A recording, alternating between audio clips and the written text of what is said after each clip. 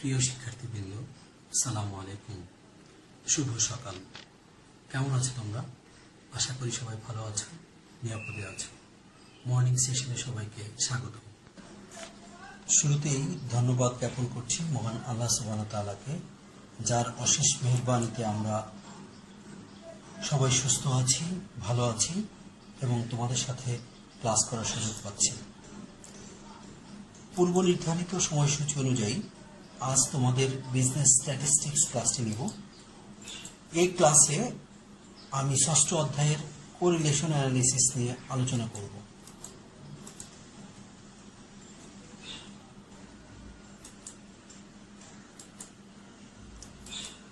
প্রিয় শিক্ষার্থীবৃন্দ, এই পাঠ শেষে তোমরা যা শিখতে পারবে: meaning of correlation, types of correlation, importance and uses of correlation, degree of correlation, types of correlation according to nature and degree of correlation. তো আমরা চলে যাই আমাদের মূল আলোচনা, কোরিলেশন অ্যানালিসিসে। প্রথমে আসি মিনিং অফ কোরিলেশন। আসলে কোরিলেশন বলতে আমরা কি বুঝি? Correlation means the relationship between two or more variables, অর্থাৎ দুই বা ততোধিক ভেরিয়েবলের মধ্যে যে রিলেশন থাকে, যে সম্পর্ক থাকে, সেটি হচ্ছে কোরিলেশন।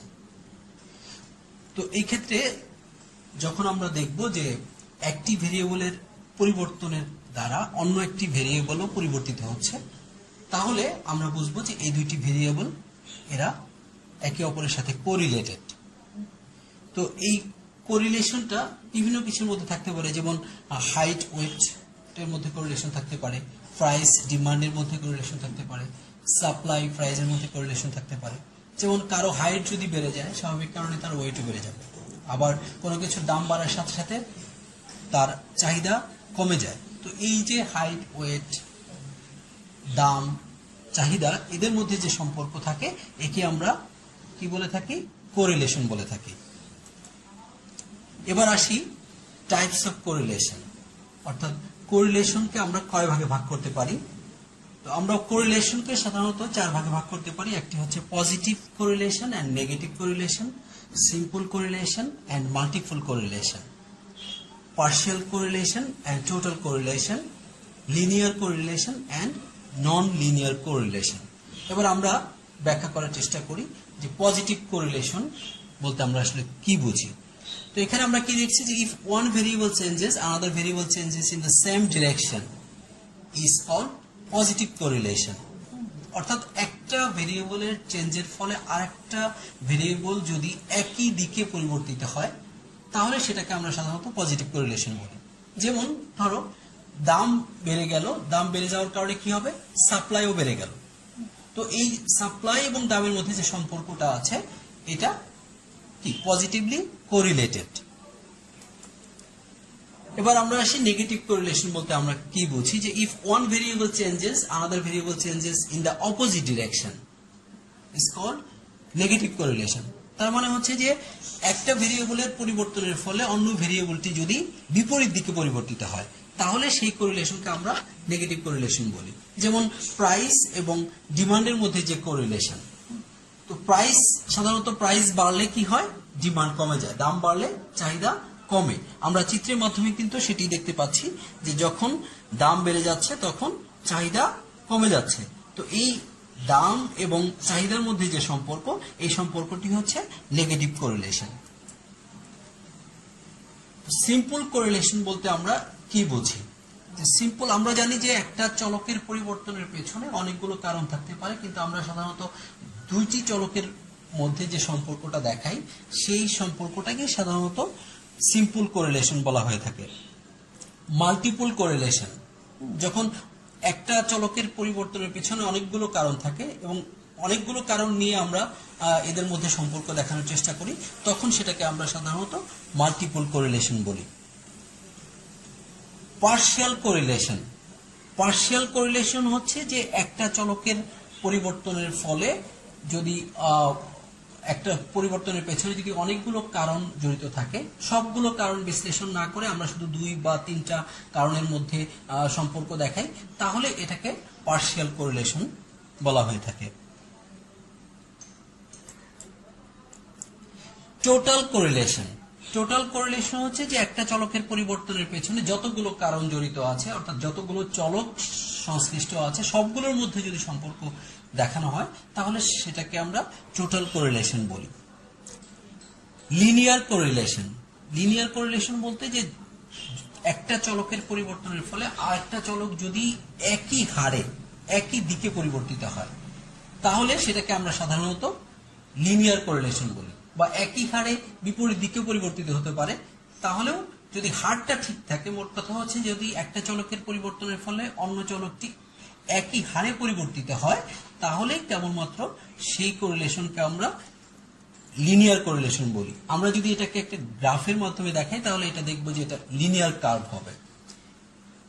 নন লিনিয়ার কোরিলেশন, যে একটি চলকের পরিবর্তনের ফলে অন্য চলকটি যদি একই হারে পরিবর্তিত না হয়ে যদি ভিন্ন হারে পরিবর্তিত হয় তাহলে সেই কোরিলেশনকে আমরা সাধারণত নন লিনিয়ার কোরিলেশন বলে থাকি। সাধারণত এটি যদি আমরা চিত্রের মাধ্যমে দেখাই তাহলে এটা সাধারণত বক্ররেখার মতো দেখা যাবে। এবার আসি importance and uses of correlation in statistics, অর্থাৎ আমাদের কোরিলেশনটা কেন গুরুত্বপূর্ণ, কেন আমরা কোরিলেশনটা ব্যবহার করব। আমাদের অনেকগুলো কারণেই কোরিলেশন স্টাডি করা দরকার, কোরিলেশনটা জানা দরকার। একটা হচ্ছে নেচার অফ রিলেশনশিপ, অর্থাৎ 2 বা ততোধিক চলকের মধ্যে রিলেশনটা কেমন আসলে।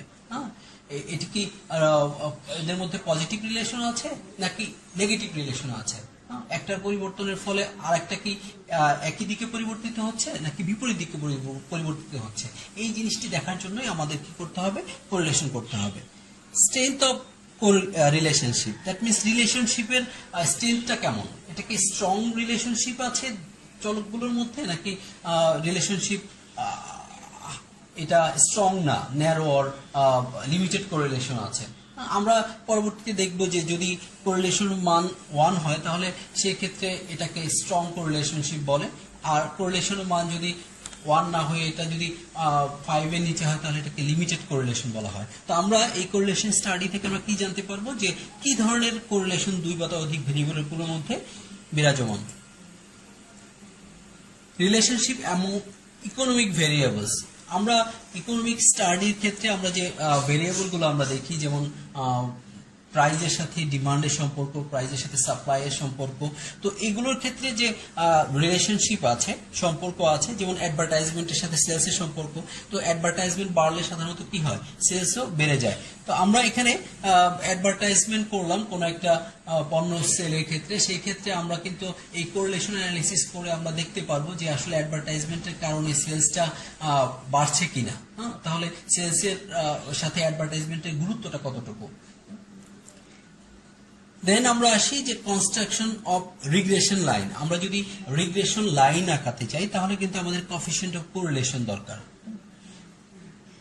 ইন্টারপ্রিটেশন অফ রিলেশনশিপ, আমরা যে রিলেশনশিপ 2 বা অধিক চলকগুলোর মধ্যে বিদ্যমান আছে সেই রিলেশনশিপ যদি আমরা ব্যাখ্যা করতে চাই যে এটা কি ধরনের রিলেশনশিপ এখানে বিরাজমান, এটা কি লিনিয়ার নাকি নন লিনিয়ার, পজিটিভ নাকি নেগেটিভ, তাহলে আমাদের কি করতে হবে, ডেফিনেটলি আমাদেরকে কোরিলেশন করতে হবে।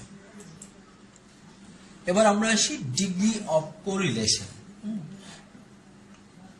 ডিগ্রি অফ কোরিলেশন এটা মেজার করা হয় কোএফিসিয়েন্ট অফ কোরিলেশনের মাধ্যমে, আর এই ডিগ্রি অফ কোরিলেশন সাধারণত -1 থেকে +1 এর মধ্যে বিরাজমান থাকে। তো যখন আর একটা বিষয় যে আমরা সাধারণত এই কোরিলেশনকে আর দিয়ে প্রকাশ করে থাকি, তো আর এর মান যখন +1 তখন আমরা এটাকে কি বলি যে there is perfect positive correlation between 2 variables, অর্থাৎ আর এর মান যদি +1 হয় তাহলে দুইটি ভেরিয়েবলের মধ্যে কোরিলেশনটা কি পারফেক্ট পজিটিভ। আর যদি আর এর মান 0.5 থেকে 0.99 হয় তাহলে বুঝতে হবে যে there is a nearly perfect positive correlation between 2 variables, অর্থাৎ দুইটা ভেরিয়েবলের মধ্যে রিলেশনটা নিয়ারলি পারফেক্ট, পারফেক্টের কাছাকাছি। যখন আর এর মান 0.5 থেকে 0.94 there is a partial positive correlation between two variables, অর্থাৎ যখন r এর মানটা 0.5 থেকে 0.94 হবে তখন পার্শিয়াল কোরিলেশন দুইটা ভেরিয়েবলের মধ্যে বিরাজ করবে। যখন r এর মান 0.25 থেকে 0.49 there is a limited positive correlation between two variables, অর্থাৎ দুটি ভেরিয়েবলের মধ্যে কোরিলেশন আছে কিন্তু কোরিলেশন খুবই সামান্য, লিমিটেড কোরিলেশন। বাট যখন r এর মান 0 পাবো তখন বুঝতে হবে যে there is no correlation between two variables, অর্থাৎ দুইটা ভেরিয়েবলের মধ্যে কোনো ধরনের কোনো কোরিলেশন নাই। ঠিক একইভাবে যখন আমরা r এর মান -1 পাবো তখন আমরা সেটাকে কি বলবো যে there is a, তো when r equal to -0.5 to 0.99 there is a nearly perfect negative correlation between two variables, অর্থাৎ যখন r এর মান -0.95 থেকে 0.99 এর মধ্যে হবে তখন আমরা বুঝতে পারবো যে সেখানে নিয়ারলি পারফেক্ট নেগেটিভ কোরিলেশন বিরাজমান। when r equal to -0.5 to 0.94 there is a partial negative correlation between two variables, অর্থাৎ r এর মানটা যখন -0.5 থেকে -0.94 হবে তখন বুঝতে হবে সেখানে কোরিলেশন আছে কিন্তু পার্শিয়াল নেগেটিভ কোরিলেশন আছে। when r equal to -0.25 to 0.49 there is a limited negative correlation between two variables, অর্থাৎ r এর মান যখন -0.25 থেকে 0.49 হবে তখন বুঝবো যে সেখানে কোরিলেশন আছে কিন্তু খুবই লিমিটেড, সীমিত নেগেটিভ কোরিলেশন আছে। এবার আমরা আসি types of correlation according to nature and degree of correlation, অর্থাৎ আমরা এর আগেও কিন্তু দেখেছিলাম যে টাইপস অফ কোরিলেশন, কিন্তু এখন যে টাইপস অফ কোরিলেশন দেখবো সেটা হচ্ছে যে কোরিলেশনের নেচার এবং ডিগ্রি অনুযায়ী কোরিলেশনকে আমরা কয় ভাগে ভাগ করতে পারি। আমরা সাধারণত কোরিলেশনের নেচার এবং ডিগ্রি অনুযায়ী কোরিলেশনকে 5 ভাগে ভাগ করতে পারি। একটি হচ্ছে perfect positive correlation, partial positive correlation, perfect negative correlation, partial negative correlation and zero correlation. তো প্রথমে আমরা আসি যে পারফেক্ট পজিটিভ কোরিলেশন।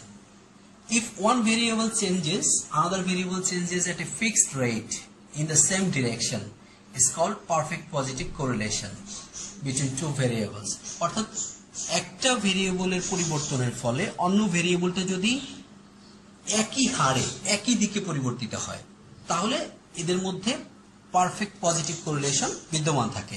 এক্ষেত্রে সাধারণত r এর মান কত হয় +1। আমরা যদি এটাকে গ্রাফ পেপারে দেখাই তাহলে এটা স্ট্রেট লাইন হবে এবং এটা আপওয়ার্ড হবে OX অ্যাক্সিস।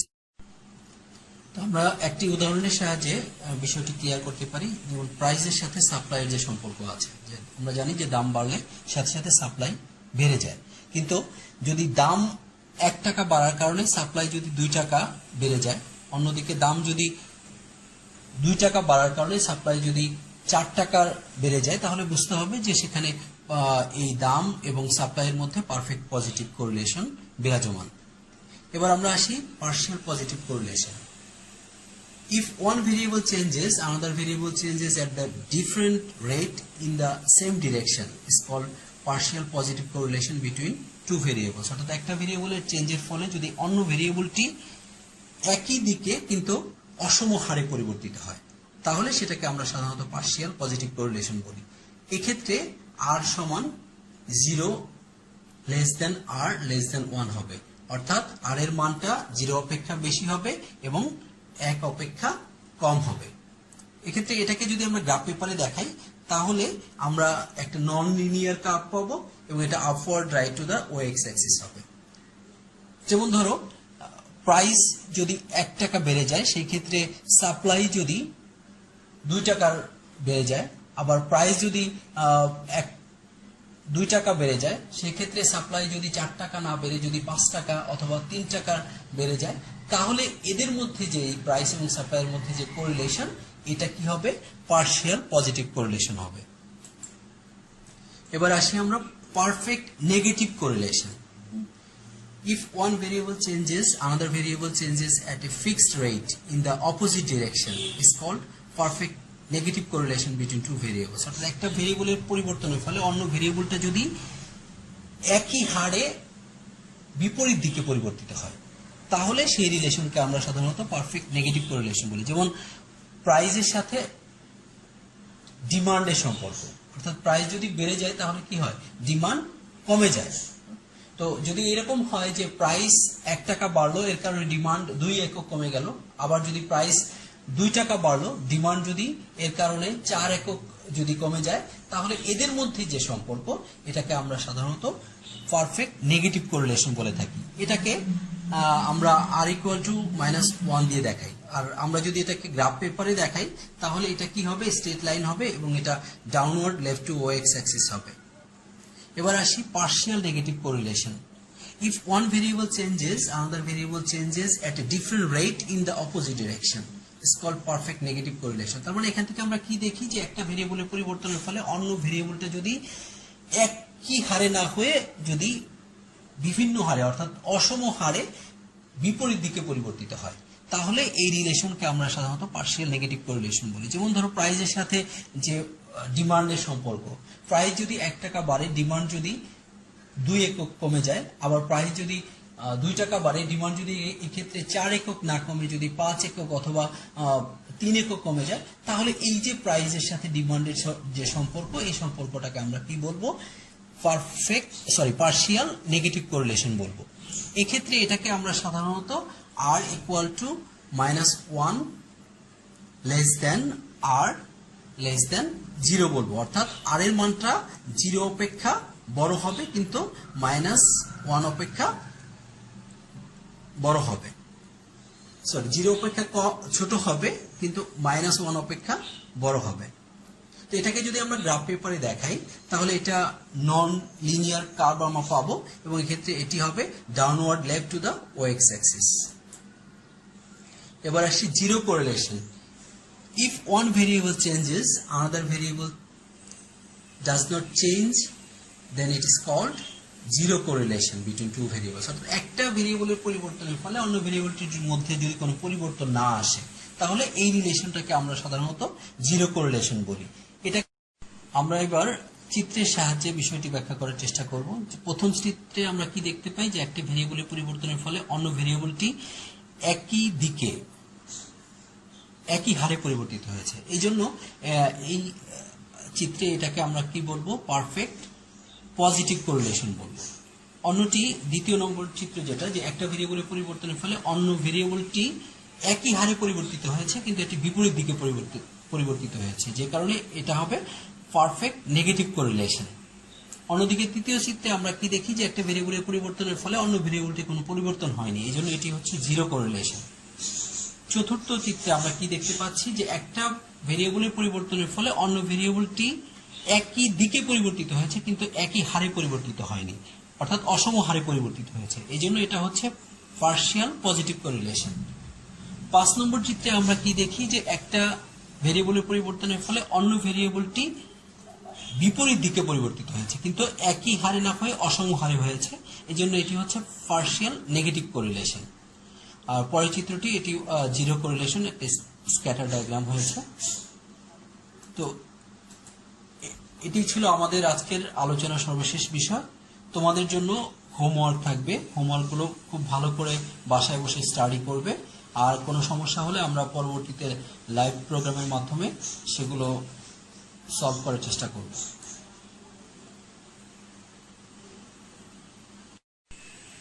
প্রিয় শিক্ষার্থীবৃন্দ, আমরা তোমাদের পরবর্তী ক্লাসে কার্ল পিয়ারসনের কোএফিশিয়েন্ট অফ কোরিলেশন নিয়ে আলোচনা করব। আজকে এই পর্যন্তই। তবে এখানে একটি বিষয় তোমাদেরকে খুব গুরুত্ব সহকারে বলতে চাচ্ছি, সেটি হলো যে তোমরা ভিডিওটি দেখছো কিনা সেটা আমরা কিন্তু ক্লিয়ার না, কারণ তোমরা কমেন্টে কোনো কমেন্ট করছো না। ভিডিওতে কোনো কিছু জানার থাকলে, কোনো কিছু না বোঝার থাকলে সেটা কমেন্ট করতে হবে। তোমরা বেশি বেশি কমেন্ট করবে, তাহলে আমার পক্ষে বোঝার সুবিধা হবে যে তোমরা আসলে ভিডিওটি বুঝতে পেরেছো কিনা। তো আশা করি এরপর থেকে তোমরা অবশ্যই কমেন্ট লিখবে। ধন্যবাদ সবাইকে। তোমরা সবাই ভালো থাকো, নিরাপদে থাকো। আল্লাহ হাফেজ।